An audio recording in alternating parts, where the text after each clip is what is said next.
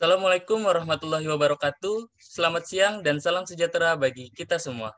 Om Swastiastu, Namo Buddhaya, salam kebajikan. Yang kami hormati Bapak Agus Bandiono, SE MSI MAK, selaku dosen Politeknik Keuangan Negara STAN.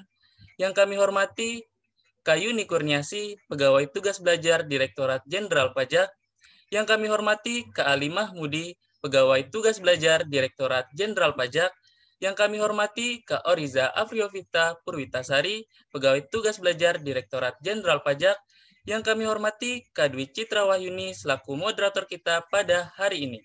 Serta hadirin yang kami banggakan yang bergabung bersama kami melalui Zoom Meeting. Kami ucapkan selamat datang dalam acara webinar pajak dengan tema Kewajiban Pajakku Terpenuhi, Hak Perpajakan Ku Dapat. Pada hari yang berbahagia ini, izinkan saya, Muhammad Alfian, untuk memandu jalannya acara hari ini. Puji syukur kita panjatkan kehadirat Allah Subhanahu wa Ta'ala, Tuhan Yang Maha Esa, karena atas izinnya lah kita dapat hadir pada webinar pajak hari ini.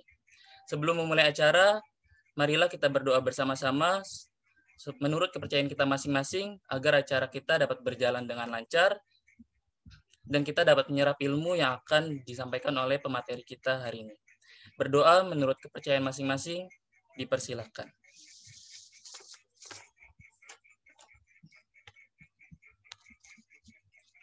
Berdoa dicukupkan. Hadirin sekalian, saya akan membacakan rundown acara kita pada hari ini. Yang pertama adalah ada pembukaan dan doa yang baru saja kita laksanakan. Lalu sesi kedua adalah penyampaian materi oleh ketiga narasumber kita dan dilanjutkan dengan sesi tanya jawab. Setelah itu akan ada foto bersama dan dilanjutkan dengan sesi games. Dan yang terakhir ada sesi penutupan. Oke, langsung saja kita ke acara selanjutnya, yaitu merupakan pemaparan oleh ketiga narasumber kita yang akan dipandu langsung oleh moderator. Sebelum itu, saya akan memperkenalkan moderator kita pada hari ini. Moderator kita adalah Kak Dwi Citra Wahyuni. Beliau sebelumnya pernah bekerja sebagai pelaksana di Kantor Pelayanan Pajak Pratama Kediri pada tahun 2019 dan mendapatkan kesempatan untuk melanjutkan studinya sebagai pegawai tugas belajar Direktorat Jenderal Pajak di Politeknik Keuangan Negara STAN. Kita sambut langsung moderator kita pada hari ini, Kak Dwi Citra Wahyuni. Kepada Kak Citra, kami silahkan. Baik, Assalamualaikum warahmatullahi wabarakatuh. Selamat pagi para narasumber dan peserta webinar. Semoga kita semua dalam keadaan sehat ya. Terima kasih kepada MC atas waktu dan kesempatan yang telah diberikan. Nah, pada kesempatan kali ini, saya akan memandu jalannya diskusi pada webinar di pagi hari ini. Baiklah, sebelum memasuki acara inti, yaitu diskusi dan juga tanya jawab, izinkan saya untuk memperkenalkan dan menyapa para narasumber yang akan memaparkan materi di pagi hari ini. Narasumber yang pertama adalah Kak Yuni Kurniasi. Selamat pagi, Kak Yuni.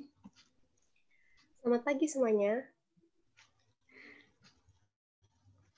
Baik, Kak Yuni juga merupakan pegawai tugas belajar Direktorat Jenderal Pajak dan juga pernah bertugas sebagai pelaksana di KPP Pratama Sleman di tahun 2019. Kita berlanjut ke narasumber yang kedua. Narasumber yang kedua adalah Kak Oriza Afriovita Purwitasari. Kak Oriza merupakan pegawai tugas belajar juga di Direktorat Jenderal Pajak dan pernah bertugas sebagai pelaksana di KPP Pratama Jakarta Menteng 3 di tahun 2015 hingga tahun 2019. Selamat pagi, Kak Oriza. Selamat pagi, Citra. Selamat pagi, teman-teman semua. Selamat pagi, Kak. Sudah sangat siap ya untuk memaparkan materi pada pagi hari ini? Ya, siap. Baik. Ke narasumber yang terakhir, satu-satunya laki-laki di antara ketiga narasumber kita, yaitu Kak Ali Mahmudi. Selamat pagi, Kak Ali. Selamat pagi, moderator. Selamat pagi semuanya. Selamat pagi. Kak Ali pernah bertugas sebagai pelaksana di KPP Madya Semarang di tahun 2019 dan saat ini sedang melanjutkan pendidikan juga sebagai pegawai tugas belajar di Direktorat Jenderal Pajak, tentunya di PKN STAN.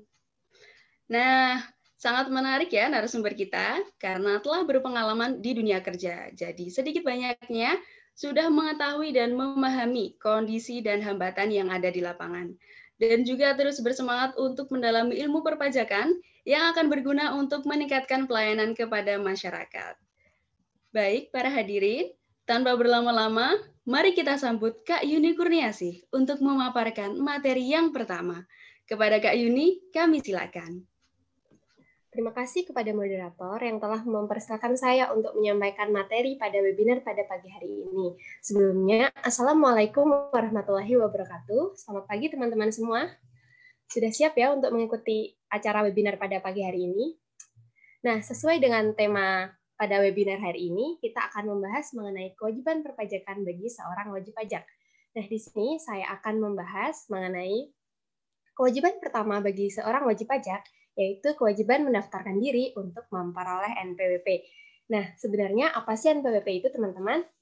NPWP atau nomor pokok wajib pajak, yaitu identitas atau tanda pengenal yang diberikan oleh Direktorat Jenderal Pajak kepada wajib pajak untuk melaksanakan kewajiban perpajakannya. Lalu, siapa saja sih yang harus memiliki NPWP itu? Yang pertama ada orang pribadi. Nah, di sini termasuk wanita kawin yang dikenai pajak secara terpisah. Contohnya yaitu apabila ada suami istri yang mereka menghendaki untuk melakukan kewajiban perpajakan secara terpisah, maka mereka harus memiliki NPWP masing-masing. Yang kedua yaitu wajib pajak badan. Kemudian yang ketiga yaitu bendahara yang ditunjuk sebagai pemotong atau pemungut pajak. Nah, namun di sini teman-teman, saya akan lebih memfokuskan untuk membahas mengenai wajib pajak orang pribadi. Nah, wajib pajak orang pribadi ini ada dua macam, yaitu wajib pajak orang pribadi yang melakukan kegiatan usaha atau pekerjaan bebas, dan juga wajib pajak orang pribadi yang tidak melakukan usaha atau pekerjaan bebas. Nah, contohnya itu seperti karyawan ataupun pegawai yang intinya mereka itu bekerja pada seorang pemberi kerja dan mendapatkan gaji dari seorang pemberi kerja, seperti itu, teman-teman. Nah, kenapa sih kita itu harus mendaftarkan diri untuk memperoleh NPWP? Karena kita sebagai wajib pajak yang telah memenuhi syarat subjektif dan syarat objektif. Syarat subjektif bagi seorang wajib pajak orang pribadi yaitu telah memenuhi kriteria berikut ini. Yang pertama, kriteria telah bertempat tinggal di Indonesia, kemudian berada di Indonesia lebih dari 183 hari dalam 1 tahun. Kemudian ada orang yang berkeinginan untuk bertempat tinggal di Indonesia. Nah, itu masuk ke dalam termasuk ke dalam syarat subjektif wajib pajak. Nah, karena kita telah lahir di Indonesia dan besar di Indonesia, maka tentu saja kita telah memenuhi syarat subjektif tersebut. Nah, kemudian yang kedua yaitu syarat objektif. Kita dikatakan telah memenuhi syarat objektif untuk menjadi wajib pajak ketika kita telah bekerja atau memiliki penghasilan. Seperti itu, teman-teman. Nah, setelah kita mengetahui kenapa kita harus mendaftarkan diri untuk memperoleh NPWP, lalu kapan sih kita itu harus mendaftarkan diri? Nah, bagi wajib pajak orang pribadi yang menjalankan usaha atau pekerjaan bebas itu, dia wajib mendaftarkan diri untuk memperoleh NPWP paling lama 1 bulan saat usahanya mulai dijalankan. Kemudian, bagi wajib pajak orang pribadi yang tidak menjalankan usaha atau pekerjaan bebas, seperti contohnya karyawan atau pegawai tadi, dia harus mendaftarkan diri paling lama pada akhir bulan berikutnya ketika dia mulai bekerja. Seperti itu, teman-teman. Nah, pasti muncul pertanyaan di teman-teman, lalu gimana sih kita itu harus mendaftarkan diri untuk memperoleh NPWP? Nah, bagi wajib pajak badan itu, dia harus mendaftarkan diri pada KPP yang wilayah kerjanya meliputi tempat kegiatan usahanya. Kemudian, untuk wajib pajak orang pribadi, harus mendaftarkan diri pada KPP yang wilayah kerjanya meliputi tempat tinggal wajib pajak. Misalnya nih, teman-teman, saya tinggal dan memiliki dan berdomisili KTP saya di Kulon Progo. Jadi, saya harus dan wajib mendaftarkan diri pada KPP Pratama Wata, seperti itu, teman-teman. Kemudian untuk wajib pajak orang pribadi, pengusaha tertentu wajib mendaftarkan diri pada KPP yang wilayah kerjanya meliputi tempat tinggal atau tempat kegiatan usahanya dilakukan. Nah, seperti itu teman-teman. Setelah kita mengetahui kalau kita sudah wajib, terus kita juga udah tahu kapan dan di mana kita harus mendaftar. Nah, selanjutnya kita juga harus mengetahui gimana sih cara kita untuk mendaftarkannya. Nah, kita memiliki 3 cara untuk dapat mendaftarkan diri untuk memperoleh NPWP. Yang pertama yaitu datang langsung ke kantor mengajukan permohonan secara langsung untuk memperoleh NPWP. Nah, biasanya kalau datang langsung ke kantor itu kita harus melengkapi formulir yang syarat formulir yang dibutuhkan seperti fotokopi KTP dan juga tambahan surat pernyataan bagi wajib pajak yang memiliki usaha atau pekerjaan bebas. Yang kedua yaitu kita dapat mengajukan permohonan kepada Direktorat Jenderal Pajak dengan cara mengajukan permohonan lewat jasa ekspedisi. Jadi dikirimkan melalui jasa ekspedisi kepada kantor tempat kita mendaftar, seperti itu teman-teman. Kemudian cara yang ketiga yaitu cara yang paling simple, yaitu cara mendaftarkan diri dengan cara online. Kita dapat mendaftarkan diri dengan cara online melalui laman web irek.pajak.go.id. Nah, cara inilah yang saya rekomendasikan kepada teman-teman semua. Kenapa? Karena juga selama masa pandemi ini kan kita juga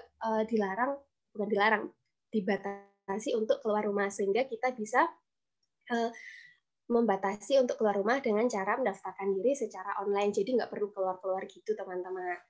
Nah, selanjutnya di sini saya akan memberitahu kepada kalian kenapa sih kita itu harus mendaftarkan diri secara online. Selain tadi, kita juga memiliki keuntungan, di antaranya berikut ini. Yang pertama, dapat dibuat kapan dan di mana saja. Nah, selama kita memiliki gadget dan koneksi internet, kita dapat membuat NPWP itu di mana saja dan kapan saja. Yang kedua, yaitu NPWP akan langsung diantarkan ke rumah. Setelah kita mengajukan permohonan untuk melakukan pendaftaran NPWP itu, dan permohonan kita disetujui, maka NPWP akan diproses. Kemudian ketika sudah jadi, akan langsung dikirimkan ke alamat yang telah kita daftarkan sebelumnya, seperti itu. Kemudian yang ketiga yaitu ramah lingkungan. Nah, karena kita mengirimkannya dalam bentuk soft file, syarat-syaratnya kita kirimkan dalam bentuk soft file, maka kita akan mengurangi penggunaan kertas sehingga dapat dikatakan lebih ramah lingkungan. Keuntungan yang keempat yaitu lebih mudah dan sederhana. Tentu saja lebih mudah, sederhana, dan praktis ya teman-teman, karena kita tidak perlu meluangkan waktu untuk datang langsung ke kantor untuk melakukan permohonan. Kita cukup berdiam diri di rumah dan melakukan permohonan melalui gadget kita masing-masing. Nah, seperti itu teman-teman. Nah, kemudian di sini saya akan menjelaskan bagaimana sih kita bisa mendaftar secara online itu. Tentu saja yang pertama, kita harus membuka laman web irek.pajak.go.id seperti tampilan slide yang teman-teman lihat. Kemudian kita klik daftar, kemudian akan diarahkan ke pendaftaran akun. Nah, di sini kita harus mengisi langkah 1 dari 2 langkah yang diperlukan. Kita harus mengisi alamat email. Pastikan alamat email yang kita isikan, alamat email yang aktif ya teman-teman, karena di sini nanti kita akan mendapatkan link aktivasi yang akan dikirimkan ke email kita ini. Kemudian kita ketikkan kode captcha dan klik daftar. Setelah itu kita akan mendapatkan link aktivasi yang dikirimkan ke alamat email yang telah kita tuliskan tadi. Nah, setelah mendapatkan email itu, kita bisa mengklik link aktivasi, kemudian kita akan diarahkan ke langkah 2, yaitu kita harus mengisikan beberapa data yang diperlukan seperti jenis wajib pajak. Nah, karena kita mendaftarkan diri untuk diri kita sendiri, jadi kita memilih wajib pajak orang pribadi. Kemudian isikan nama sesuai KTP, kemudian membuat password dan ulangi password, kemudian tuliskan nomor handphone aktif dan pertanyaan serta jawaban yang diperlukan. Kemudian tidak lupa juga mengisikan kode captcha yang tertera dan selanjutnya klik daftar. Nah, setelah kita klik daftar, kita akan mengisi formulir registrasi data wajib pajak. Nah, lumayan banyak ya teman-teman formulir yang harus kita isi. Yang pertama ada formulir kategori wajib pajak, kemudian ada identitas wajib pajak, data penghasilan, data alamat, alamat sesuai KTP, kemudian ada alamat usaha yang harus kita isikan apabila wajib pajak itu melakukan usaha, kemudian ada info tambahan yang diperlukan. Nah, setelah semua formulir itu kita selesai isikan, kita klik lanjut. Nah, setelah semua sudah terisi, maka kita akan ke formulir persyaratan. Maaf, Kak Fian. Nah, yang persyaratan. Nah, ini di formulir persyaratan ini kita diberikan pilihan bagaimana kita akan mengirimkan formulir syarat yang diperlukan untuk mengajukan permohonan NPWP ini. Nah, kita dapat mengunggah file yang diperlukan ataupun mengirim secara manual ke kantor pajak. Nah, kalau saya sarankan sih mending untuk mengunggah saja karena biar nggak usah ribet kirim-kirim ke kantor gitu teman-teman. Jadi kita hanya perlu mengunggahnya saja melalui laman pernyataan ini, laman persyaratan ini. Nah, dokumen yang perlu kita kirimkan yaitu fotokopi KTP untuk wajib pajak orang pribadi. Nah,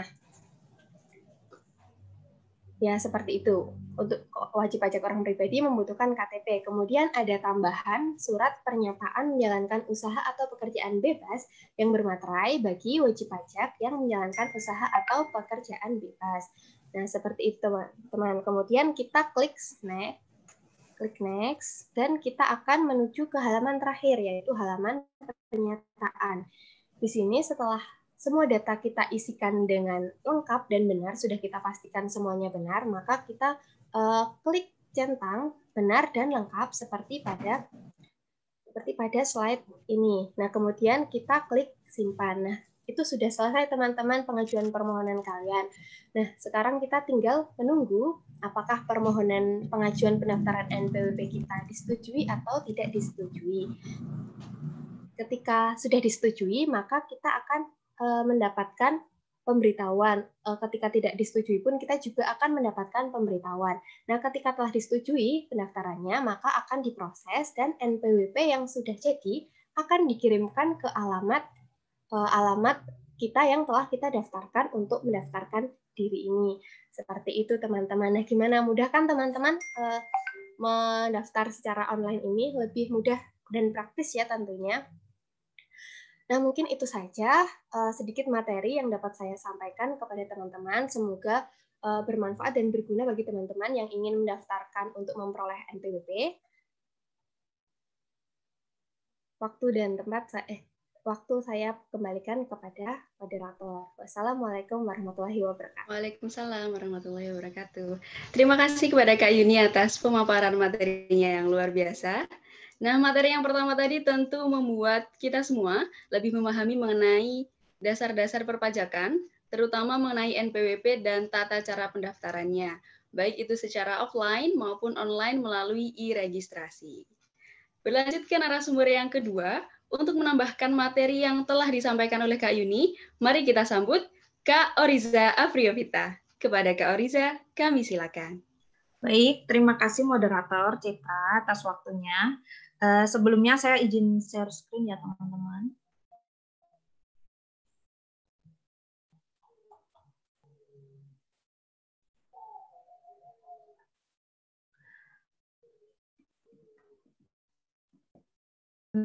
Untuk materi yang kedua yang akan saya sampaikan ini terkait tentang e-billing.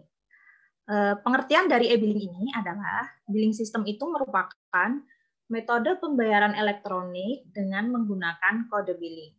Kode billing merupakan kode identifikasi yang diterbitkan melalui sistem billing atas suatu jenis pembayaran atau setoran yang akan dilakukan oleh wajib pajak. Nah, kode billing ini terdiri dari 15 digit angka. Nah, dasar hukumnya ada di PMK nomor 225 tahun 2020.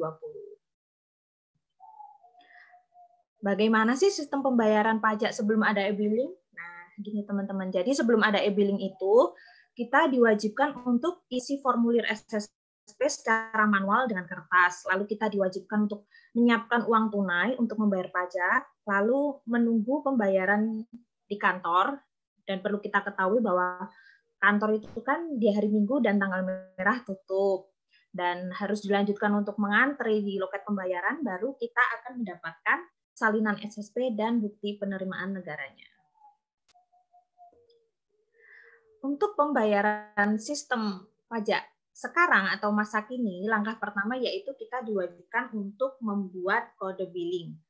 Kode billing ini dapat dibuat melalui komputer, tablet, smartphone, atau langsung ke petugas pajak. Nah, komputer, tablet, smartphone ini harus terhubung dengan internet ya teman-teman. Dan langkah kedua yaitu bayar kode billingnya. Bisa melalui ATM, internet banking, mini ATM, mobile banking, atau lewat bank, pos, atau lembaga persepsi lainnya.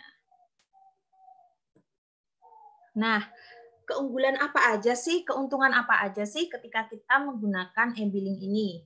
Yang pertama adalah ramah lingkungan. Dengan ini kita menggunakan kertas lebih sedikit. Wajib pajak tidak akan mengisi data menggunakan kertas atau formulir. Dengan begitu, penggunaan kertas dapat berkurang dan akan lebih ramah lingkungan. Untuk yang kedua, yaitu lebih akurat. Ini mengurangi kesalahan entry oleh petugas. Jadi, jika dilakukan secara manual, resiko untuk melakukan kesalahan saat input data transaksi jauh lebih besar. Namun, e-billing ini dapat meminimalisir kesalahan input, sehingga data yang disajikan itu lebih valid. Untuk yang ketiga, yaitu lebih mudah. Lebih mudahnya kenapa sih? Ada banyak cara bayarnya, dan bayarnya pun dapat di mana saja dan kapan saja selama 7x24 jam. Yang terakhir yaitu lebih cepat. Nah, seluruh data-data transaksi yang diisi oleh WP akan langsung terekam pada sistem DJP sehingga lebih cepat dan real time. Nah, sekarang kita masuk ke cara membuat kode billingnya. Nah, perlu diketahui teman-teman bahwa mulai 1 Januari 2020, kode billing hanya bisa dibuat di 5 kanal. Nah, ini SSE 1 dan SSE 3 dihapuskan, dijadikan satu menjadi DJP online. Hal ini diharapkan dapat memberi kemudahan untuk WP dalam melaksanakan kewajiban perpajakannya karena sudah terintegrasi juga dengan e-billing-nya. Yang pertama bisa pakai DJP online, yang kedua bisa ke bank atau pos persepsi, yang ketiga ke laman portal penerimaan negara bisa mengakses ke www.mpn.kemenju.go.id, terus selanjutnya bisa ke petugas DJP, datang langsung ke KPP, ke KP2KP, atau lewat kirim pajak via telepon 1.500-200, atau bisa juga lewat Twitter. Dan terakhir bisa lewat ASP. Nah, sekarang kita belajar bagaimana membuat kode billing melalui djponline.pajak.go.id. Langkah pertama, kita wajib login dulu ke akun DJP online ya. Apabila kita sudah terregistrasi, langsung saja kita masukkan nomor NPWP, password, dan masukkan kode keamanan, lalu login. Setelah itu, pilih menu bayar. Nah, klik kode e-billing-nya. Nah, di sini akan keluar NPWP, nama, alamat sesuai kita login di awal itu ya, teman-teman. Di sini ada jenis pajak, jenis setoran, masa pajak, tahun pajak, jumlah setor. Di sini saya mengambil contoh, saya merupakan pengusaha kecil pedagang baju ya, dengan omset sebulannya 150 juta, jadi saya dikenakan PPh final. PPh final ini jenis pajaknya 41128, jenis setoran 420 karena UMKM, dan sebagai contoh saya bayar untuk masa pajak Januari tahun pajak 2021, jumlah setor saya 750.000. Setelah semua terisi, lalu kita lanjut ke uraian. Uraian di sini untuk memperjelas saja ya teman-teman. Jadi kita mau bayar pajak apa, dituliskan di situ, lalu klik kode billing. Buat kode billing. Nah, ini dia tampilan ketika kita ingin mencetak kode billingnya. Di sini ada ID billing, dan perlu diketahui teman-teman bahwa ID billing ini masa berlakunya 30 hari sejak tanggal penerbitan. Diteliti lagi apakah sudah benar jenis pajak, jenis setoran, masa pajaknya dipastikan lagi ya teman-teman sebelum membayarnya. Nah, di sini ada beberapa kode error yang mungkin kita temui saat kita mau membuat kode billing di DJP online. Ada SO001, NPWP tidak ditemukan, SO002, data pengguna tidak ditemukan, 3 password tidak sesuai, 4 pengguna belum aktif, 5 email sudah digunakan, 6 kegagalan autentikasi, 7 invalid kredensial, dan 8 kode keamanan tidak sesuai. Nah, ini ada penyebab dan penyelesaiannya, dapat dilihat cara-caranya. Nah, sekarang kita masuk ke cara pembayaran dan penyetoran pajaknya. Setelah WP atau kita sebagai wajib pajak membuat kode billing, lalu kita wajib membayarkan pajaknya dapat melalui bank, kantor pos, ATM, atau internet banking untuk mendapatkan bukti penerimaan negara. Di sini sebagai contoh kita membayar dengan ATM mandiri ya teman-teman, seperti biasa, seperti kita transfer pada umumnya. Jadi masukkan ATM-nya, masukkan PIN, lalu pilih bayar atau beli, pilih penerimaan negara, pilih pajak, lalu masukkan kode billingnya, pastikan kode billing benar dan lengkap saat menuliskannya, lalu di situ ada reviewnya, pastikan lagi atas namanya, NPWP-nya, setelah semua benar, pilih ya. Nah, selain lewat ATM, kita bisa juga lewat mandiri online.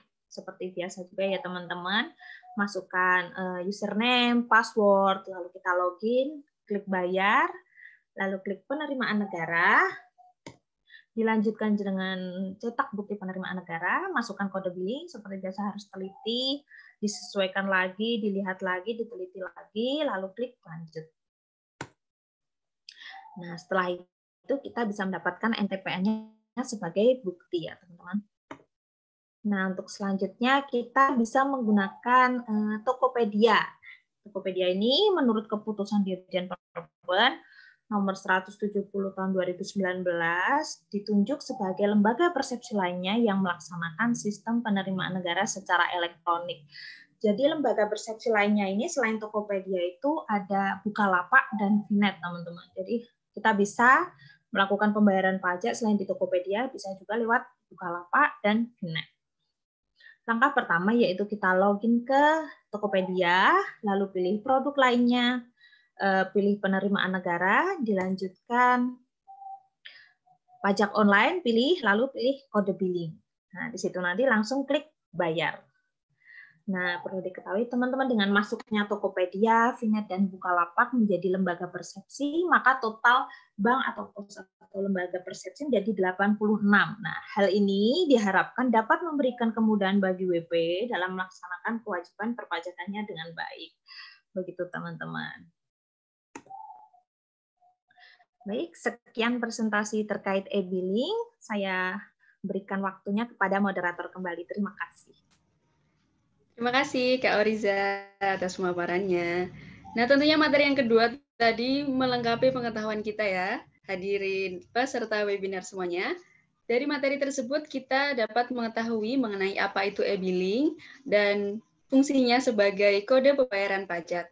Tentunya tadi juga dijelaskan mengenai media atau marketplace apa saja yang sudah menyediakan layanannya yang dapat digunakan untuk melakukan penyetoran pajak. Nah, baik, kita berlanjut ke narasumber kita yang terakhir untuk melengkapi dan menutup pemaparan materi pada webinar kali ini. Mari kita sambut narasumber yang ketiga, kepada Kak Ali Mahmudi. Kami silakan. Terima kasih moderator. Apakah suara saya terdengar? Terdengar. Oke, siap. Izin share screen ya, teman-teman.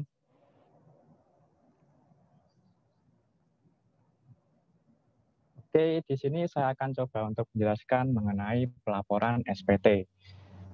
Dan sebelumnya sudah dijelaskan mengenai apa itu pendaftaran, penghitungan, pembayaran, dan sekarang kita saatnya untuk lapor.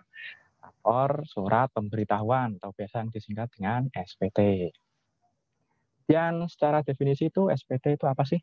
SPT merupakan surat yang oleh wajib pajak digunakan untuk melaporkan penghitungan dan atau pembayaran pajak, objek pajak, dan atau bukan objek pajak, dan atau harta dan kewajiban sesuai dengan ketentuan peraturan perundang-undangan di bidang perpajakan. Oke, nah tentu saja pelaporan SPT ini ada batas waktunya dong. Kapan sih batas waktunya pelaporan SPT ini? Menurut pasal 3 ayat 3 Undang-Undang Nomor 6 Tahun 1983, seperti yang terakhir diubah dengan Undang-Undang Nomor 28 Tahun 2007 tentang ketentuan umum dan tata cara perpajakan, batas akhir pelaporan SPT tahunan untuk orang pribadi yaitu paling lama 3 bulan setelah akhir tahun pajak. Dalam hal ini, misal contohnya pada tahun pajak 2020, berarti batas lapornya yaitu 31 Maret tahun 2021. Ini teman-teman, kenapa tidak boleh telat kalau pelaporannya? Jangan sampai telat, karena jika teman-teman pelaporannya telat, nanti akan dikenakan sanksi. Sanksinya berapa sih? Rp100.000. Nah, lumayan kan tuh buat jajan. Nah, sebagai catatan nih di sini, pembayaran denda ini tidak menggugurkan kewajiban pelaporan SPT dari teman-teman.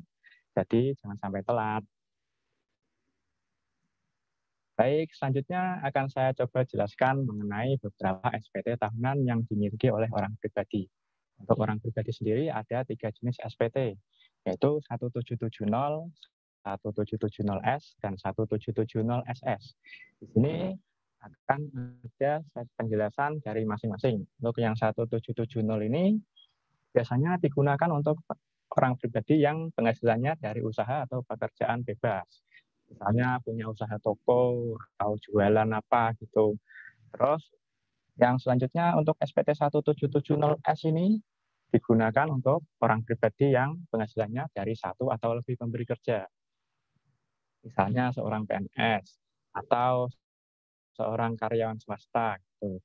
Dan kemudian yang terakhir ada SPT 1770SS. Di sini SPT yang ini hampir sama fungsinya dengan yang 1770S ini, cuman perbedaannya di sini dikhususkan untuk yang penghasilannya tidak lebih dari 60 juta rupiah.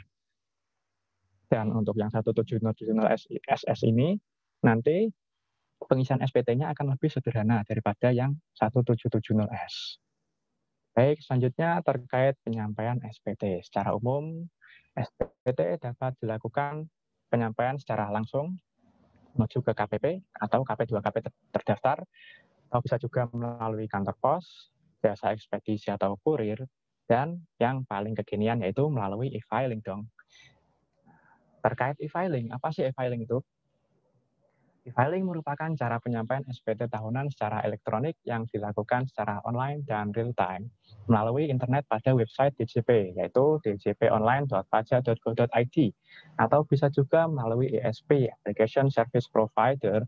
Contohnya yaitu seperti online pajak atau pajakku yang bisa juga di-download melalui Google Play Store. Kemudian terkait jenis layanan e-filing ini ada beberapa ya teman-teman. Untuk SPT tahunan yang orang pribadi 1770S dan 1770SS ini dapat dilakukan pengisian SPT secara online langsung di laman DJP Online. Kemudian untuk yang SPT tahunan OP 1770 dan SPT tahunan pelatihan ini bisa dilakukan pengisian e-filing menggunakan aplikasi SPT. Dan yang ketiga ini ada alternatif lain yaitu menggunakan e-form untuk SPT tahunan berikut. Next. Baik, untuk sekarang, kemudian akan saya jelaskan untuk terkait kenapa sih kita perlu pelaporan menggunakan e-filing, apa sih manfaatnya? Yang pertama, pelaporan ketika kita menggunakan e-filing itu lebih cepat, lebih aman, dan bisa kapan saja. Kenapa? Karena cukup lewat HP saja juga bisa, teman-teman.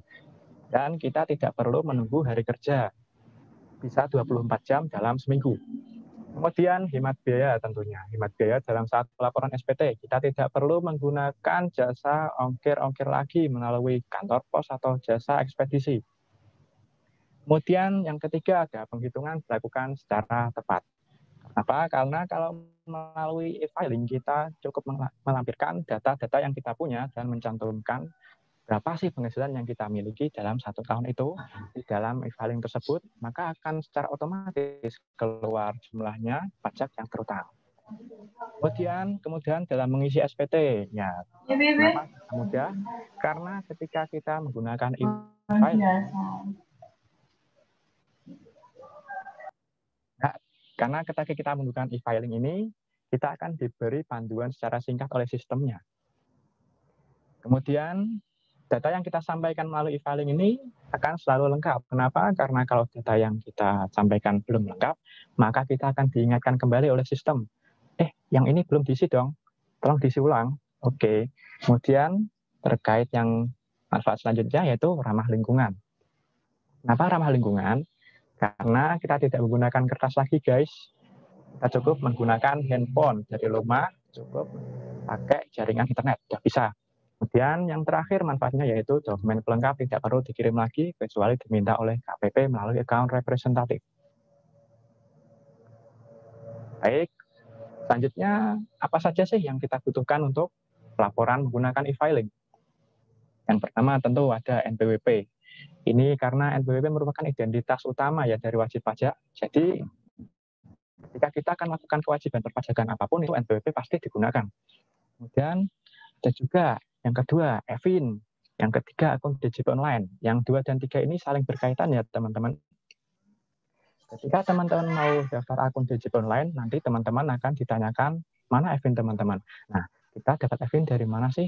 Kita dapat EVIN ini dari pengajuan ke KPP terdaftar. Atau bisa juga kering-kering saja ke nomor KPP-nya. Nanti teman-teman akan dibantu oleh petugas terkait. Kemudian setelah punya EVIN, tentu saja daftar akun DJP online ya. Daftar akun DJP online. Kemudian ada juga yang perlu disiapkan yaitu bukti potong teman-teman. Nah, bukti potong ini ada 2 jenisnya. Untuk yang karyawan yaitu dari pegawai swasta itu 1721 A1. Untuk yang ASN, TNI, Polri atau pensiunannya itu pakai yang 1721 A2. Selanjutnya akan saya coba jelaskan mengenai bagaimana sih panduan pendaftaran akun DJP online. Yang pertama, tentu saja kita buka situsnya. Kita bisa lewat www.pajak.go.id, kemudian klik login untuk menuju DJP online, atau bisa juga menuju DJP online secara langsung dengan laman www.djponline.pajak.go.id. Kemudian teman-teman tentu saja klik yang belum registrasi ya di sini karena akun teman-teman belum ada. Nah, setelah itu, teman-teman akan diarahkan ke halaman sebagai berikut. Nah, teman-teman masukkan saja nomor NPWP yang teman-teman punya, seperti yang telah terdaftar sebelumnya. Kemudian nomor EVIN yang didapatkan tadi. Kemudian ada juga kode keamanan. Kode keamanan ini ditulis sesuai dengan yang ada di kota ini. Misalnya ini FPN 28, masukkan. Terus jika sudah, klik saja submit. Nah, setelah submit, teman-teman akan diarahkan ke halaman seperti berikut. Nah, ini identitasnya dilengkapi saja ya, teman-teman. Nama, email yang aktif tentunya, nomor handphone, terus kata sandi, konfirmasi kata sandi, dan kode keamanan. Kemudian diklik submit. Nah, setelah disubmit, nanti teman-teman cek email teman-teman akan diarahkan seperti berikut.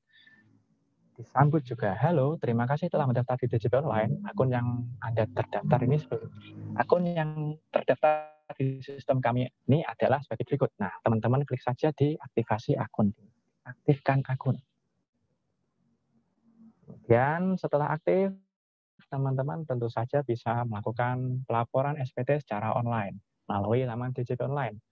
Nah, untuk simulasinya, saya akan menggunakan SPT tahunan orang pribadi yang 1770S. Kenapa sih nggak pakai yang SS yang lebih simpel? Nah, ini teman-teman, kalau prinsipnya seperti ini. Kalau teman-teman bisa mengisi pakai yang 1770S ini, teman-teman pasti juga bisa mengisi yang 1770SS karena isiannya lebih sederhana. Kenapa sih nggak pakai yang 1770? Karena yang 1770 itu kita mengisinya menggunakan SPT, tidak bisa pengisian secara langsung. Nah, di sini saya akan simulasikan yang pengisiannya secara langsung di laman DJP Online. Yang pertama, terkait SPT 1770S ini, tentu saja dikhususkan untuk orang pribadi, karyawan, atau pegawai yang penghasilannya dari satu pemberi kerja atau lebih, dan penghasilan bruto per tahunnya lebih dari sama dengan 60 juta per tahun. Berikut adalah dokumen pendukung yang perlu teman-teman siapkan ketika mau melakukan pengisian SPT secara online di laman digital online. Nah, katanya kan tadi nggak perlu lampirin dokumen-dokumen lagi, Kak. Nah, di sini dokumennya hanya sebagai pendukungnya, teman-teman. Jika teman-teman lupa kan pasti bisa lihat dokumennya. Di sini ada daftar harta, daftar utang, daftar tanggungan keluarga, bukti pembayaran zakat atau sumbangan lain, ada juga bukti potong, dan dokumen terkait lainnya. Di sini cukup teman-teman masukkan saja di filenya nanti. Nah, nggak perlu teman-teman lampirkan. Kemudian untuk pelaporan tentu saja kita perlu login ke akun digital online dengan akun yang sudah terdaftar tadi. Yang pertama kita masukkan NPWP-nya. NPWP-nya berapa? Masukkan kata sandi dan kode CAPTCHA. Setelah itu klik login. Setelah login teman-teman akan disambut dengan halaman seperti berikut. Di sini kita bisa lihat di sini ada terlampir NPWP elektronik teman-teman. Ini baru ya. Teman-teman bisa pakai ini juga selain menggunakan NPWP kartu untuk kebutuhan perpajakan. Nah, terkait ini pelaporan. Nah, kita pelaporan pakai yang diklik di sini aja, teman-teman. Klik lapor. Kemudian setelah klik lapor, kita akan diarahkan menuju ke e-filing atau e-form. Klik saja yang e-filing, teman-teman. Nah, di sini kita akan disuguhkan mengenai SPT yang telah kita sampaikan sebelumnya melalui e-filing. Di sini contohnya 1770 dan tahun pajaknya 2019. Misal teman-teman tahun lalu sudah pernah itu melapor pakai e-filing. Untuk pembuatan SPT baru tentu saja kita klik buat SPT di sini ya. Nah, setelah buat SPT nanti teman-teman akan disuguhkan beberapa pertanyaan seperti berikut. Nah, ini yang pertanyaan pertama merupakan pertanyaan utama di sini ya teman-teman. Ketika teman-teman mengisi dengan kata ya, apakah Anda menjalankan usaha atau pekerjaan bebas, klik ya, berarti teman-teman akan langsung diarahkan ke SPT 1770. Alias teman-teman perlu mengupload SPT-nya, SPT tadi yang telah diisi. Karena SPT 1770 tidak bisa diisi secara langsung di laman digital online. Kemudian yang kedua pertanyaannya yaitu apakah Anda seorang suami atau istri yang menjalankan kewajiban perpajakannya terpisah atau pisah harta. Ini disesuaikan saja dengan status teman-teman. Misalnya nggak ada ya nggak usah, tidak, diklik tidak di sini. Kemudian apakah penghasilan bruto yang Anda peroleh selama setahun kurang dari 60 juta. Ini juga penentu ya SPT-nya. SPT-nya akan ditentukan di sini juga. Nah, ketika teman-teman klik ya, maka akan disuguhkan di sini SPT 1770 SS. Karena di sini saya mencontohkannya pakai yang S, saya klik yang tidak. Kemudian yang pertanyaan selanjutnya ada, Anda dapat menggunakan formulir 1770S, pilihlah form yang akan digunakan. Apakah dengan formulir, dengan panduan, atau dengan upload SPT. Di sini saya mencontohkannya dengan menggunakan formulir. Klik di sini, terus tentu saja diklik yang paling bawah ini. Lanjut teman-teman. Nah, berikut adalah urutan pengisian e-filing SPT 1770S. Yang pertama, teman-teman pasti akan diarahkan untuk mengisi data form, kemudian lampiran 2, lampiran 1, SPT induk, dan verifikasi, kemudian kirim SPT. Nanti akan kita bahas satu persatu. Nah, ini terkait data formulir. Yang pertama, teman-teman isi terlebih dahulu tahun pajaknya berapa, terus status SPT-nya ini normal atau pembetulan. Kalau teman-teman tahun pajak 2020 belum pernah lapor pajak sama sekali, berarti statusnya normal. Kalau misal mau membetulkan SPT-nya yang telah dilaporkan, diisi pembetulan. Terus pembetulannya ke berapa, diisi di sini ya. Kemudian setelah itu klik selanjutnya tentu saja.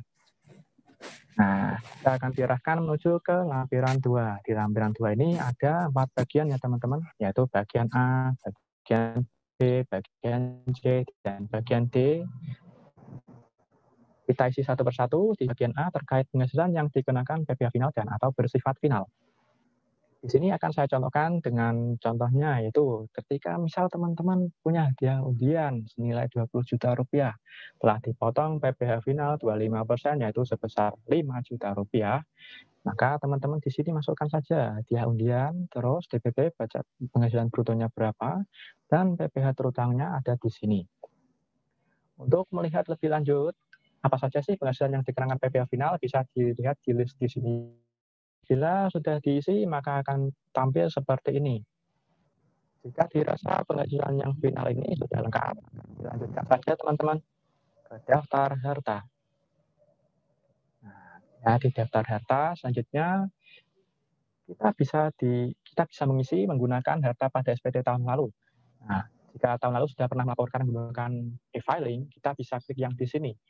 Data yang tahun lalu itu apa saja. Kalau misal ada lagi, ditambahin di sini. Klik tambah harta.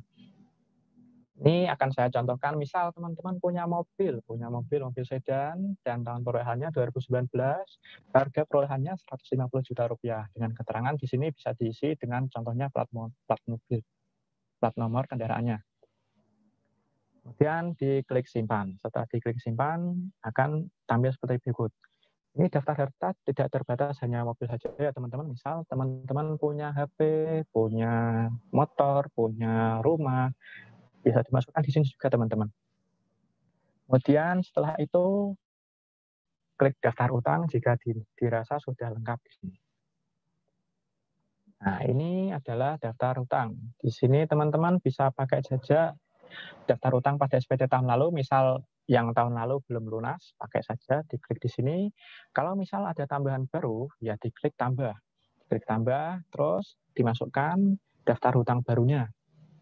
Di sini contohnya misal utang dari bank BRI, dan alamat banknya di sini, terus tahun peminjamannya 2019 dan jumlahnya Rp100.000. Ini hanya contoh ya teman-teman, disesuaikan saja dengan keadaan teman-teman. Kalau nggak ada, ya nggak usah diisi, nggak apa-apa, dilanjut saja. Lanjut ke daftar tanggungan. Nah, daftar tanggungan ini juga sama, ketika tahun lalu sudah pernah lapor, maka klik di sini, akan langsung dimunculkan tanggungan SPT pada tahun lalu. Kalau misal teman-teman punya tanggungan baru, nah klik ditambah di sini, tambah. Terus disesuaikan namanya siapa, NIK siapa, hubungan kerja, pekerjaan. Nah, di sini daftar tanggungan hubungan keluarga ini bisa dilihat, gampangannya dilihat di KK teman-teman. Oke, setelah itu, setelah kita mengisi daftar tanggungan, kita mengisi lampiran 1. Sebelum mengisi lampiran 1 ini, kita persiapkan terlebih dahulu adanya bukti potong. Karena bukti potong ini akan membantu kita untuk pengisian SPT ini. Terutama di lampiran 1 ini ya, teman-teman. Ya, bukti potongnya yang seperti tadi yang saya jelaskan, ada 1721A1 dan 1721A2. Dan lanjut, ada 3 bagian ini. Yang pertama, bagian A, terkait penghasilan neto dalam negeri. Penghasilan neto dalam negeri lainnya yang tidak termasuk penghasilan dikenakan PPh final dan atau bersifat final. Di sini ada contohnya bunga, royalti, sewa, hadiah, keuntungan dari penjualan penghasilan harta dan penghasilan lain. Di sini hadiah yang ada di sini berbeda dengan yang ada di PPh final tadi ya. Karena yang di sini hadiahnya khusus untuk yang hadiah misal dari perlombaan atau mengikuti sebuah acara dan teman-teman mendapatkan hadiah. Kalau yang hadiah undian tadi masuknya ke final. Khusus hadiah undian masuk ke final. Kemudian jika ada diisi, kalau nggak ada dikosongkan saja teman-teman. Klik lanjut ke bagian B. Dan di bagian B ini terkait penghasilan yang tidak termasuk objek pajak. Ada apa saja sih di sana? Yaitu yang pertama bantuan, sumbangan, hibah. Yang kedua warisan. Yang ketiga bagian laba, anggota perseroan komanditer yang tidak ada saham. Ini CV ya, CV dan kawan-kawan. Yang keempat klaim asuransi kesehatan. Misal teman-teman habis klaim asuransi. Kemudian ada beasiswa, misal teman-teman ini memperoleh beasiswa, itu tidak termasuk penghasilan ya teman-teman, tidak termasuk objek pajak, dimasukkan ke sini, nanti tidak akan diperhitungkan sebagai penghitungan pajak nanti. Jika dirasa sudah lengkap, lanjut ke bukti potong. Kalau nggak ada ya nggak usah diisi ya teman-teman. Nah ini daftar bukti potong. Kenapa saya tadi suruh persiapkan bukti potongnya? Karena di sini akan disuruh mengisi bukti potong. Nah, teman-teman klik saja tambah di sini. Bukti potongnya, jenis pajaknya misal SPT pasal 21 terkait penghasilan dari karyawan. Kemudian NPWP pemotong pemungut pajaknya dimasukkan sesuai yang ada di bukti potong. Nanti akan langsung otomatis keluar identitas pemotongnya di sini. Setelah itu, teman-teman masukkan nomor bukti potongnya dan tak lupa tanggalnya serta jumlah PPh yang dipotong dan dipungut. Setelah dirasa sudah benar, diklik simpan. Kemudian akan tampil seperti ini. Nah, jika sudah lengkap, lanjut saja. Lanjut lagi. Kita menuju ke halaman Indo SPT. Nah, di halaman Indo SPT ini kita butuh lagi dong formulir bukti potongnya. Ya, karena untuk membantu pengisian juga toh. Di Indo ini ada beberapa bagian, yaitu identitas, penghasilan neto, penghasilan kena pajak, PPh terutang, kredit pajak, PPh kurang atau lebih bayar, angsuran PPh pasal 25 tahun pajak berikutnya, dan pernyataan. Ini kita bahas satu persatu lagi.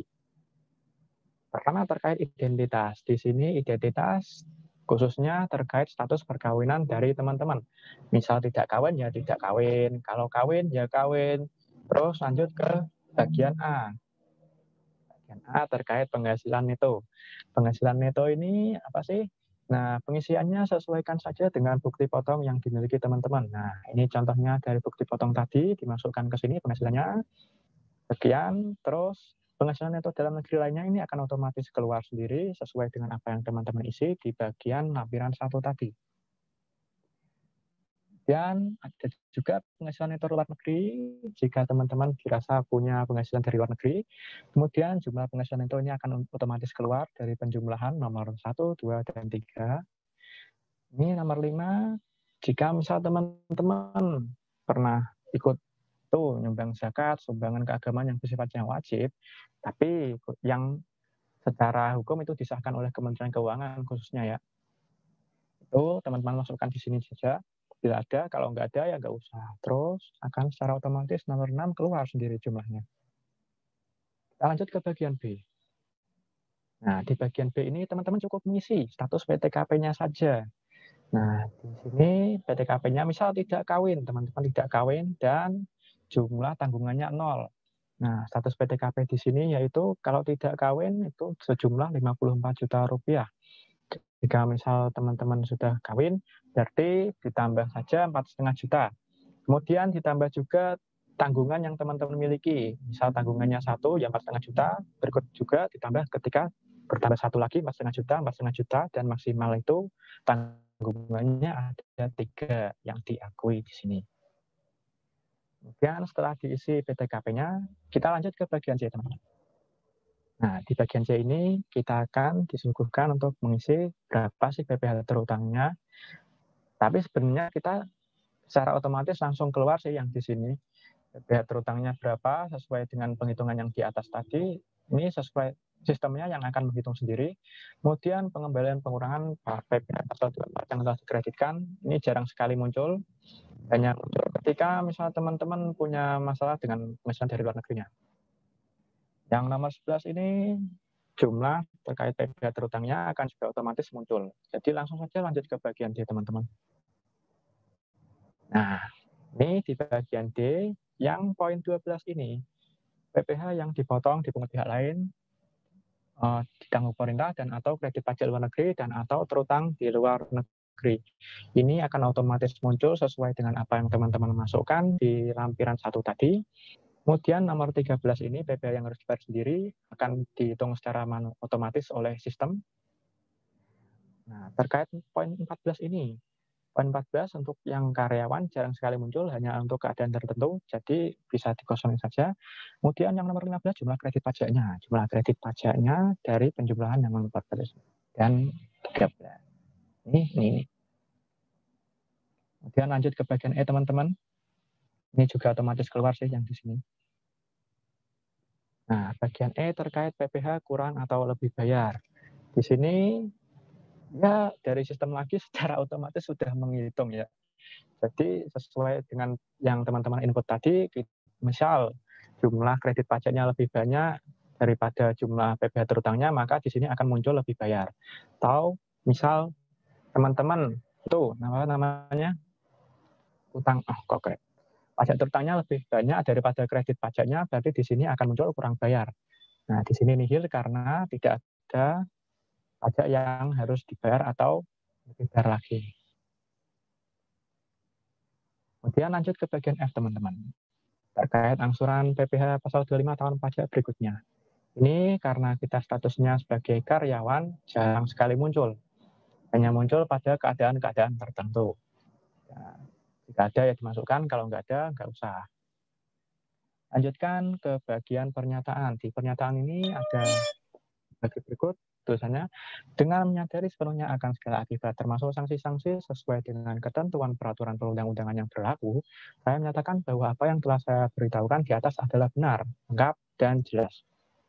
Jika teman-teman rasa sudah seperti itu, maka klik saja setuju di sini.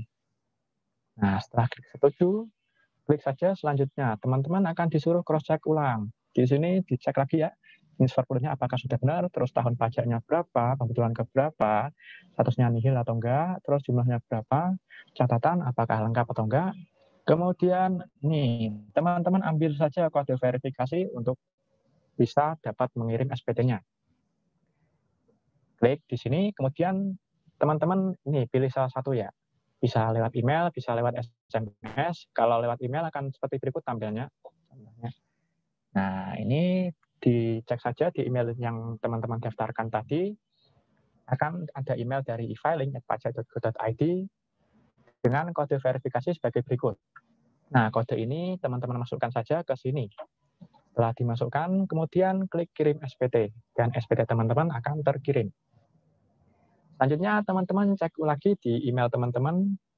Akan ada pengiriman bukti penerimaan elektronik dari e-filing@pajak.go.id.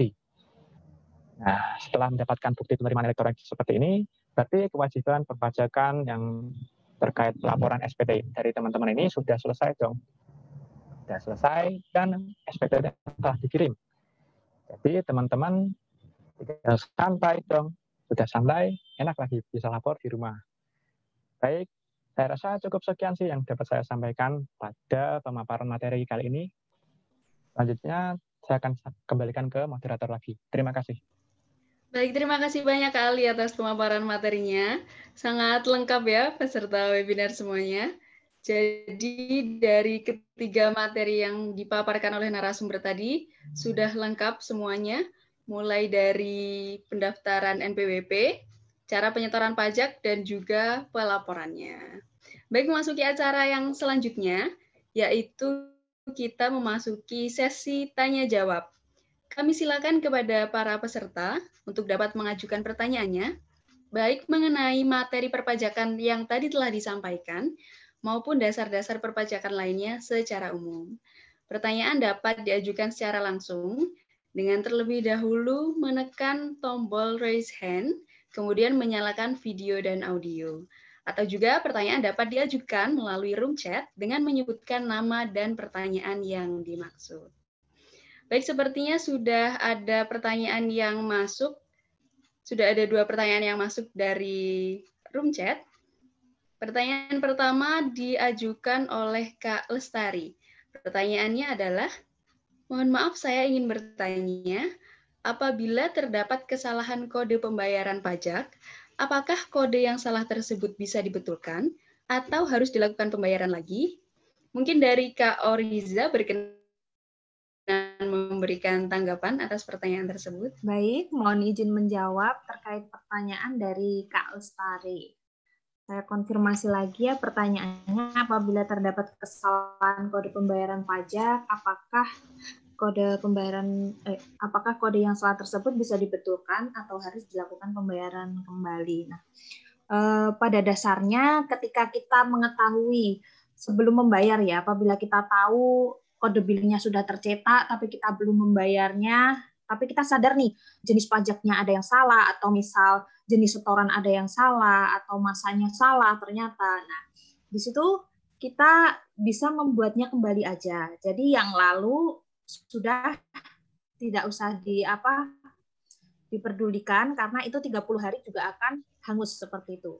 Itu jikalau kita udah mencetak kode billingnya namun belum membayarnya. Nah, apabila nih kita sadarnya ketika kita itu sudah membayar, udah ID billingnya salah, lalu kita sudah membayarkan ID billing tersebut. Nah, apa yang bisa kita lakukan? Kita bisa lakukan pemindah bukuan yang ditujukan ke KPP yang mengadministrasikan pajaknya. Seperti itu. Seperti itu Ya, Kak terima Lestari. kasih. Terima kasih. Ya, Kak Oriza. Apakah sudah dapat dipahami atau ada tanggapan lain dari Kak Lestari?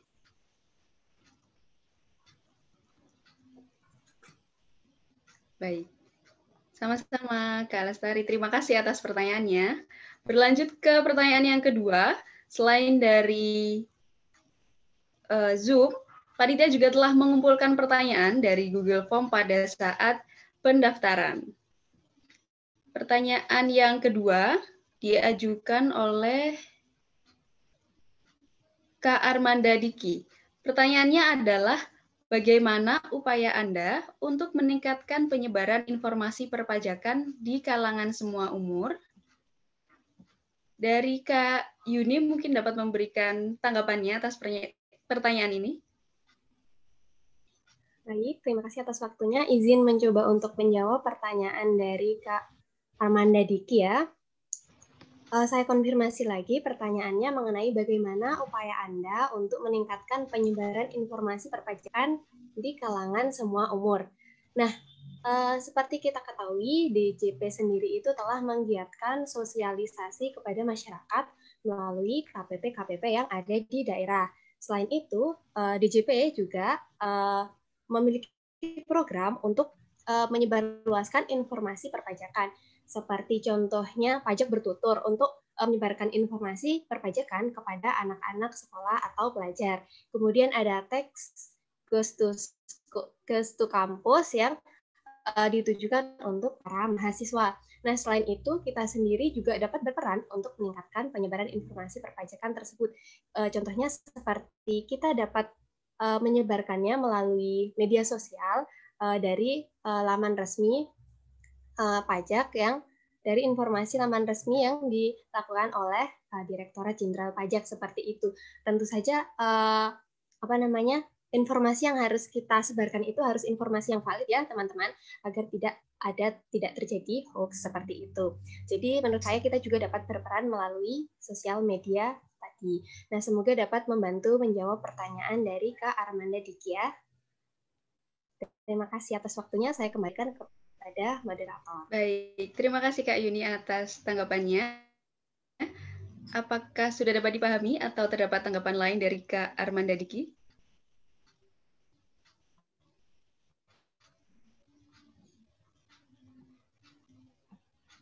Sepertinya sudah jelas. Kita lanjutkan ke pertanyaan yang ketiga. Oh ya, sama-sama Kak Armanda Diki. Kita lanjutkan pertanyaan ketiga. Masih dari pertanyaan dari Google Form. Pertanyaannya adalah, apakah yang dimaksud dengan wajib pajak? Pertanyaan diajukan oleh Kak Reno Rudini. Kepada Kak Ali, mohon berkenan untuk memberikan tanggapan atas pertanyaan dari Kak Reno Rudini. Baik, kali ini akan saya coba jelaskan, biarpun materinya lebih mengarah ke Yuni ya tadi ya. Saya akan coba jelaskan terkait dengan wajib pajak itu apa sih? Wajib pajak itu adalah seseorang yang sudah memenuhi kewajiban subjektif dan objektif dari perpajakan. Kewajiban subjektifnya itu apa? Yaitu misal kita ini yang lahir di Indonesia dari dulu sudah memenuhi kewajiban subjektif. Kalau kewajiban objektif itu berarti kita memiliki penghasilan. Nah, baru-baru ini pemerintah ini ingin meningkatkan kesadaran perpajakan dengan menggiatkan untuk mahasiswa supaya wajib memiliki NPWP. Nah, karena dirasa itu mahasiswa itu banyak yang sudah berpenghasilan biarpun di bawah PTKP. Namun jangan takut teman-teman, karena ketika kalian penghasilannya di bawah PTKP itu tidak wajib untuk melakukan pembayaran dan pelaporan pajak. Namun di sisi lain, ketika teman-teman memiliki NPWP itu, teman-teman akan memiliki beberapa manfaat seperti berikut. Yang pertama, teman-teman dapat belajar prosedur pendaftaran diri sebagai wajib pajak. Tentunya dengan contohnya tadi seperti melakukan IREK dan ke KPP, tapi saya sarankan sih IREK saja sih karena sekarang lagi pandemi. Kemudian yang kedua, ada pembayaran pajak yang lebih rendah. Kenapa lebih rendah? Contohnya bisa dilihat ketika teman-teman yang sudah memiliki bukti potong, contohnya di sana akan Gampang ketika teman-teman memiliki penghasilan, ketika teman-teman punya bukti potong dan punya NPWP, maka teman-teman akan mendapatkan tarif yang lebih rendah 20% dibandingkan yang tidak punya NPWP. Kemudian mengajukan kredit bank. Nah, ini untuk mengajukan kredit bank ini teman-teman juga punya kesempatan yang lebih ketika memiliki NPWP, berarti teman-teman bisa memenuhi persyaratan administratif tersebut. Kemudian yang keempat terkait syarat pembuatan surat izin usaha perdagangan. Ini ketika teman-teman punya NPWP pasti juga akan dipermudah. Kemudian terkait pembelian produk investasi, ketika teman-teman mau buka rekening saham atau beli reksadana, itu biasanya kan pendaftaran terlebih dahulu. Di sana teman-teman akan ditanyakan NPWP-nya nomornya berapa gitu. Nah, seperti itu saya rasa beberapa manfaat yang dapat diberikan ketika teman-teman punya NPWP. Nah, jadi saya sarankan untuk tetap melakukan pelaporan pajak supaya NPWP teman-teman masih aktif dan bisa mendapatkan manfaat tersebut. Biarpun SPT-nya isinya nggak apa-apa teman-teman, laporkan saja. Saya rasa seperti itu. Terima kasih moderator. Baik, apakah sudah jelas ataukah terdapat tanggapan lain dari Kak Reno Rudini?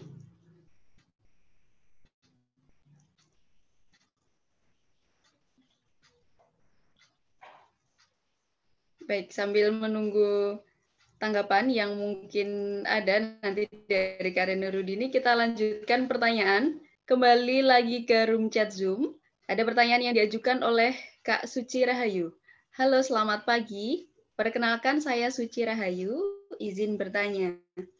Apakah ada pandangan ke depan penggunaan sistem auto debit untuk pembayaran pajak atau PPh bagi wajib pajak?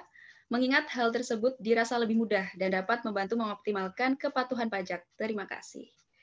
Baik, kepada Kak Oriza, mungkin berkenan untuk memberikan tanggapan dan juga dapat ditambahkan oleh narasumber yang lainnya. Kami silakan. Terima kasih, moderator. Terima kasih pertanyaannya Kak Suci. Saya konfirmasi lagi, apakah ada pandangan ke depan penggunaan sistem auto debit untuk pembayaran pajak penghasilan bagi BP, mengingat hal tersebut dirasa lebih mudah dan dapat membantu mengoptimalkan kepatuhan pajak. Ya. Di sini saya mencoba menjawab ya, untuk saat ini kewajiban pajak pusat, terutama pajak penghasilan itu belum ada auto debit. Karena perlu diketahui penghasilan kita itu per bulannya kan beda-beda. Jadi jumlah yang terutang juga tentunya berbeda per bulannya, yang dimana auto debit ini per bulan itu biasanya nominalnya sama. Nah, untuk kedepannya ini merupakan salah satu terobosan yang baik menurut saya. Namun harus ada integrasi data yang baik pula antara DJP, antara bank, dan stakeholder lainnya terkait data-data wajib pajak, sehingga dapat diterapkan sistem auto debit ini. Nah, di sini juga perannya juga bagus menurut saya ya, karena otomatis pajaknya didebit dan kepatuhan WP juga meningkat terkait pembayarannya. Begitu Kak Suci. Terima kasih. Silahkan moderator. Ya, tadi penjelasan dari Kak Oriza terkait dengan pertanyaan Kak Suci. Apakah terdapat tanggapan lain ataukah sudah jelas? Kak Suci Rahayu.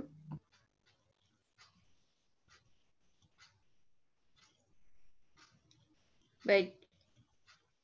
Sambil menunggu tanggapan dari Kak Suci, pertanyaan selanjutnya kembali ke Google Form. Pertanyaannya adalah, apakah gaji minimal wajib pajak untuk tiap daerah berbeda? Pertanyaan diajukan oleh Kak Gilang Kusuma Lestari. Mungkin dari Kak Ali, silakan. Kami silakan untuk memberikan tanggapan. Baik. Untuk Mbak Gilang ya, terima kasih atas pertanyaan yang luar biasa tadi. Mbak Gilang tadi kan bertanya seperti ini ya, apakah gaji minimal wajib pajak untuk tiap daerah itu berbeda. Mungkin di sini yang dimaksud Mbak Gilang itu yaitu PTKP. Nah, karena apabila wajib pajak penghasilan di bawah PTKP, maka PPh-nya akan 0. Jadi perlu saya jelaskan bahwa PPh ini merupakan pajak pusat ya Mbak Gilang. Jadi pengelolaannya dilakukan langsung oleh Direktorat Jenderal Pajak.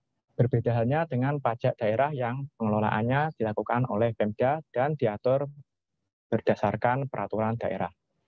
Jadi di sini tidak ada perbedaannya dari Sabang sampai Merauke itu PTKP tetap sama 54 juta rupiah untuk yang tidak kawin. Untuk misal Mbak Gilang kawin berarti ditambah 4,5 juta. Misal punya tanggungan ditambah 4,5 juta lagi sampai 3 tanggungan. Seperti itu Mbak Gilang, saya rasa semoga dapat menjawab pertanyaan dari Mbak Gilang. Saya kembalikan moderator. Terima kasih. Baik, terima kasih Kak Ali atas tanggapannya. Dan pertanyaan yang selanjutnya diajukan oleh Kak Kukuh Prasetyo. Izin bertanya, nama Kukuh Prasetyo. Misalkan ada karyawan pabrik sudah 3 tahun melapor pajak, dapat surat dari KPP. Penghasilannya sudah di atas PTKP. Namun dia sudah lost contact dengan pihak pabrik dan tidak punya dokumen berupa bukti potong. Bagaimana nanti dalam pelaporan pajaknya? Apakah harus meminta bukti potong ulang ke pihak pabrik? Kalau tidak bisa meminta ke pihak pabrik, bagaimana nanti pengisian bukti potong di SPT? Silakan kepada para narasumber. Kami silakan untuk menjawab pertanyaan dari Kak Kukuh Prasetyo. Oh, baik, saya izin untuk mencoba menjawab pertanyaan dari Kak Kukuh Prasetyo. Nah, untuk pertanyaannya, saya konfirmasi lagi ya, Kak. Misalnya ada karyawan pabrik sudah 3 tahun belum lapor pajak. Nah, dia dapat surat dari KPP. Penghasilannya sudah di atas PTKP, namun dia sudah lost kontak dengan pihak pabrik yang tidak punya dokumen dan tidak punya dokumen berupa bukti potong. Lalu bagaimana pelaporannya? Seperti itu ya, Kak. Nah, karena dia sudah menjadi wajib pajak dan penghasilannya sudah di atas PTKP, maka tentu saja dia wajib untuk melaporkan SPT, melaporkan kewajiban perpajakannya. Nah, dikarenakan dia sudah dia tidak mempunyai dokumen bukti potong untuk melaporkannya, maka apa yang harus dilakukannya? Dia tetap harus meminta dokumen berupa bukti potong kepada pihak pabrik. Kenapa? Karena dalam bukti potong itu sebagai acuan untuk mengisi pelaporan SPT-nya, karena data-data berupa penghasilan dan potongan-potongan lainnya ada dalam bukti potong tersebut, sehingga mau tidak mau kita harus memiliki dokumen bukti potong itu untuk sebagai acuan untuk pelaporan SPT tahunannya agar SPT-nya menjadi SPT yang benar dan lengkap, seperti itu. Mungkin mau ditambahkan atau sudah cukup dari narasumber yang lain. Terima kasih. Waktu saya kembalikan kepada moderator. Baik, apakah ada tanggapan tambahan dari narasumber yang lainnya?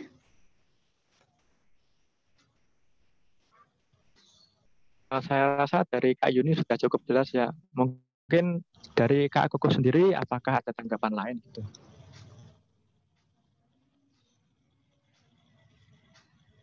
Kami silakan kepada Kak Kukuh apabila terdapat tanggapan lain.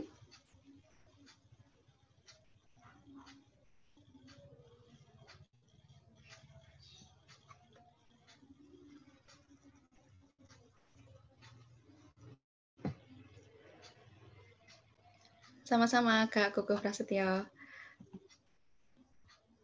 Berikut tadi adalah pertanyaan terakhir yang diajukan oleh peserta webinar. Apakah terdapat pertanyaan lagi ataukah sudah bisa kita tutup sesi tanya jawab di pagi hari ini?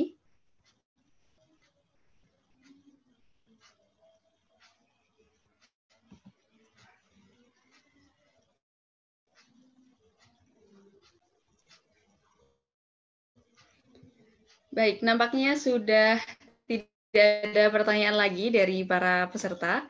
Maka sampailah kita di penghujung webinar pada pagi hari ini dari sesi pemaparan materi dan sesi tanya jawab. Terima kasih kepada para narasumber yang telah memaparkan materinya dengan sangat jelas, lengkap, dan luar biasa. Terima kasih juga kepada para peserta atas perhatiannya. Apabila terdapat hal-hal yang kurang berkenan, saya mohon maaf yang sebesar-besarnya. Sekian dan terima kasih. Sampai jumpa di acara berikutnya. Wassalamualaikum warahmatullahi wabarakatuh.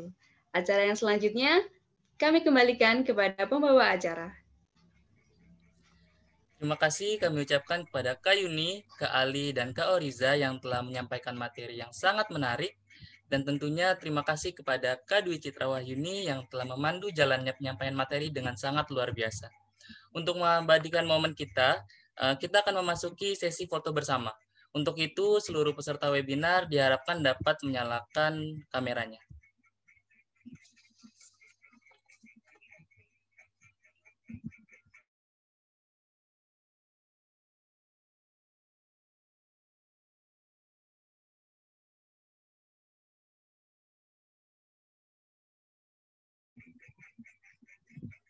Oke, ini ada 2 layar ya. Jadi ini layar yang pertama dulu. Ditunggu 10 detik lagi untuk menyalakan kamera.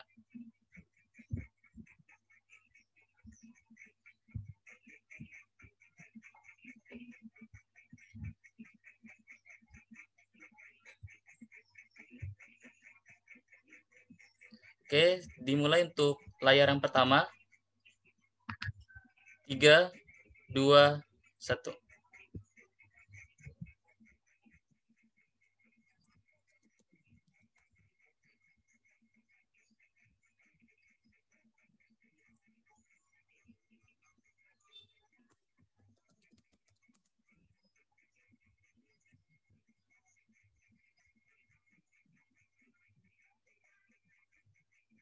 Oke, kita lanjut ke layar yang kedua.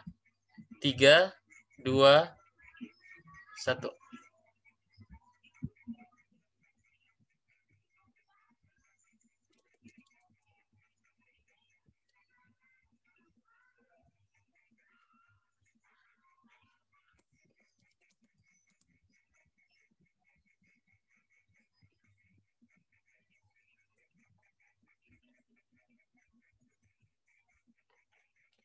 Baik, terima kasih kepada peserta. Sekarang kita akan lanjut ke sesi selanjutnya, yaitu sesi games. Games akan dilakukan melalui aplikasi Quizzes. Peserta dapat mengklik link yang di-share melalui WA Group atau juga bisa memasukkan kode quiz bagi yang telah menginstal aplikasi Quizzes. Nama yang digunakan dalam aplikasi tersebut dapat berupa nama panggilan atau nama lengkap, karena akan dipilih 10 pemenang yang akan mendapatkan reward saldo OVO. Setiap peserta diharapkan mengikuti games ini dengan jujur. Untuk linknya mohon ditunggu sebentar ya.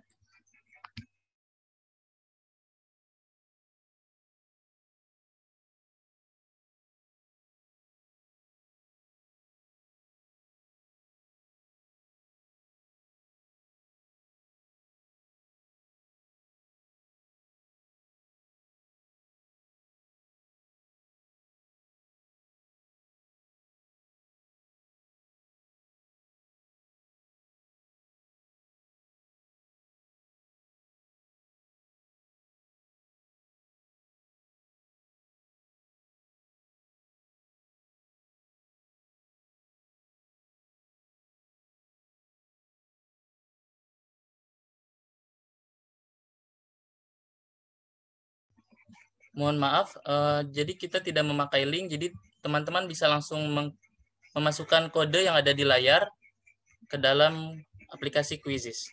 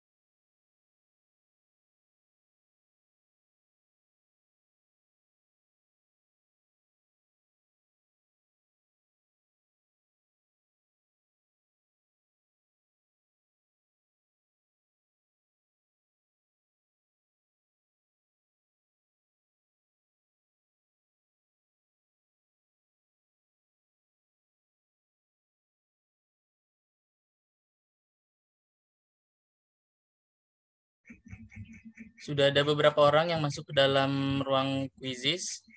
Untuk peserta lainnya dimohon dipercepat. Akan ditunggu sampai 2 menit lagi.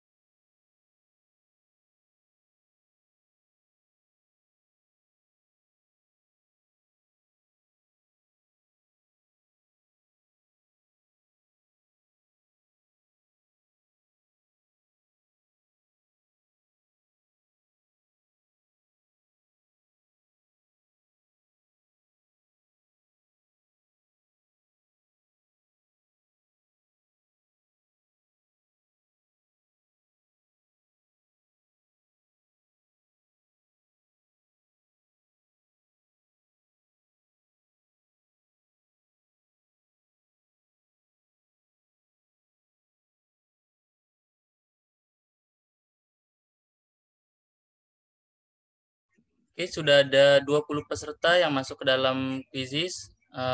Games akan segera dimulai. Terima kasih.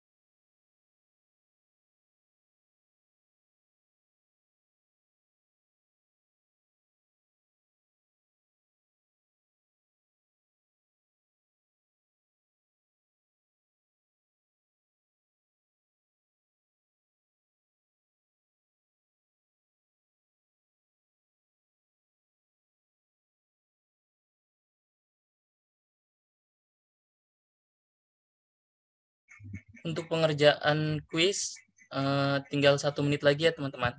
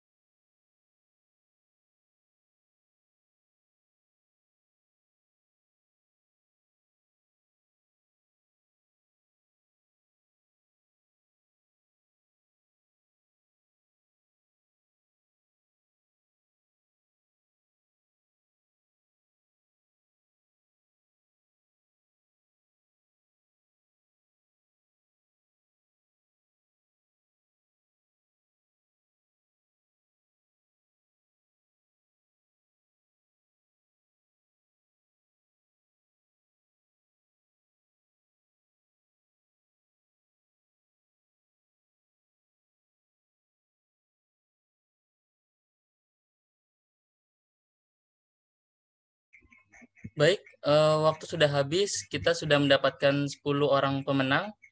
Pemenang akan diumumkan kembali melalui WhatsApp grup webinar kewajiban pajak. Selamat kepada para pemenang. Baik, sekali lagi kami ucapkan terima kasih banyak kepada narasumber dan juga moderator kita pada hari ini. Kami silakan kepada narasumber dan moderator dapat berkenan meninggalkan Zoom meeting. Hadirin sekalian, dengan berakhirnya sesi games, berakhir pula rangkaian acara webinar pajak hari ini. Kami ucapkan terima kasih atas partisipasi dan antusiasme hadirin sekalian. Saya selaku pembawa acara, pamit undur diri. Mohon maaf apabila ada salah kata maupun perbuatan. Selamat siang, sampai jumpa di acara lainnya. Assalamualaikum warahmatullahi wabarakatuh.